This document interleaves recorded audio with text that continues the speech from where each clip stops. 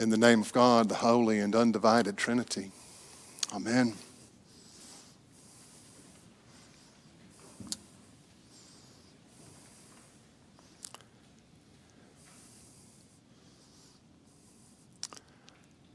I pushed against the history on Palm Sunday and teased out a lot of what was really going on.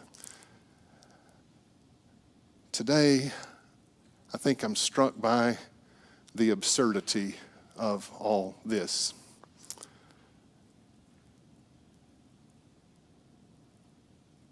Just how remarkably senseless the whole thing seems to be. I'll start out by mentioning this afternoon or maybe this morning across my Facebook feed, and I can't remember who wrote it, but it pointed out that everybody there that day pretty much was Jewish. And there was no kind of one Judaism, just like today there's no one Christianity. And I found that kind of helpful, just to think, well, yeah, Jesus was Jewish and more conservative than the Pharisees in some ways. Peter was Jewish. Judas was Jewish. Annas and Caiaphas. Pilate, no.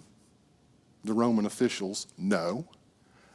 But something about that day just strikes me as bizarre, weird, but not in a good and comforting way, weird in a troubling way.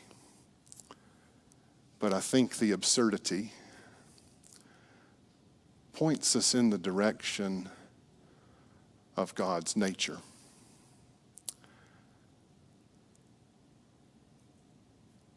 I spent, as you all know, many years wandering in a land that was waste, identifying as an agnostic. And I was pretty good at it. I wanted everybody to be an agnostic. I was kind of evangelical in my agnosticism.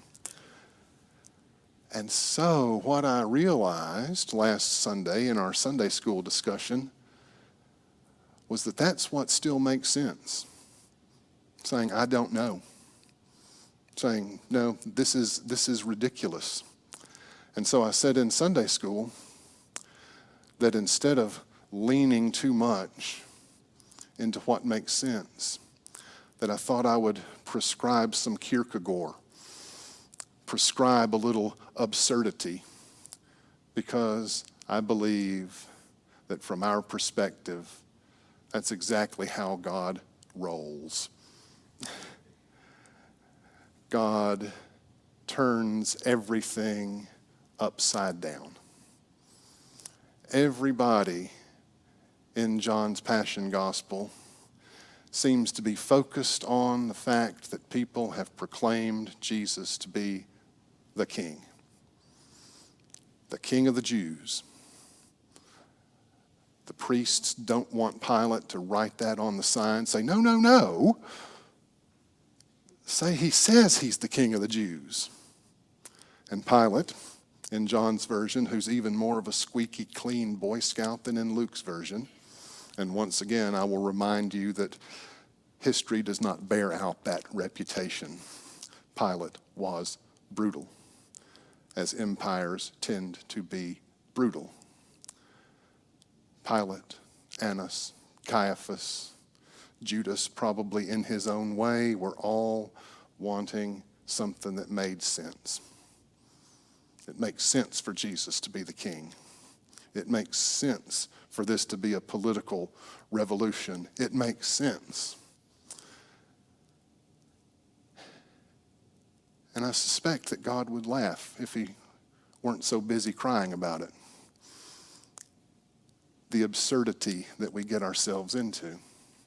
We expect strength and talent and intelligence to be the things that save us, when in reality it is the ridiculous, it is the absurd, It is the notion of God becoming human, not just appearing human, becoming human and dying. Everybody gathered there on that Friday noonday and that Friday morning would have thought that was the most ridiculous thing they had ever heard. God becoming flesh. But if we jump all the way back to the very beginning of John's gospel, it's exactly what it says. And the Word became flesh and dwelt among us. The Word became flesh and experienced what we experience. The Word became flesh and became a victim of our expectations. That strength is the right way, that intelligence is the right way, that having all the right answers is the right way.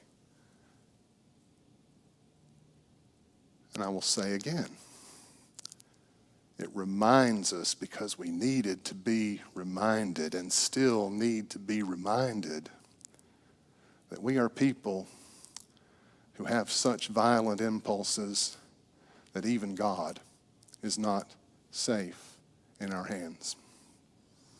Even God becomes a victim of our lust for power and our lust for control and our lust to always be right, even when we're dead wrong. And so the Word became flesh and dwelt among us, became a victim of our worst impulses, I think to provoke some clarity. I think to provoke a reaction that, hey, we really do need Jesus to be Jesus. We really do need the Word to become flesh and suffer. Not that it's a plan, because it's a stupid plan if it's a plan. And it makes God look like a monster. But the thing is, by becoming one of us and showing us just how out of control we can be, it turns everything upside down. And as we get further and further from Good Friday, Holy Friday, Pious Friday, maybe we can begin to laugh a little bit. Maybe we can look and see how absurd this really is. And maybe, just maybe, that will spark the most profound joy that we have ever experienced. And maybe, just maybe, as we come to the table and gather around and receive the Word made flesh in our hands, we begin to realize that maybe God's going to be okay. That maybe we've turned around. Maybe we've been redeemed. Maybe we're walking in a new way. Maybe, just maybe, when Jesus said, "It is finished," he really meant, it is finished. Everything is finished. God's love has poured into the world, and it changes us. God's love has poured into the world, and it renews us. God's love has poured into the world and has set us free from our lust for power, our lust for control, our lust for always having the right answer.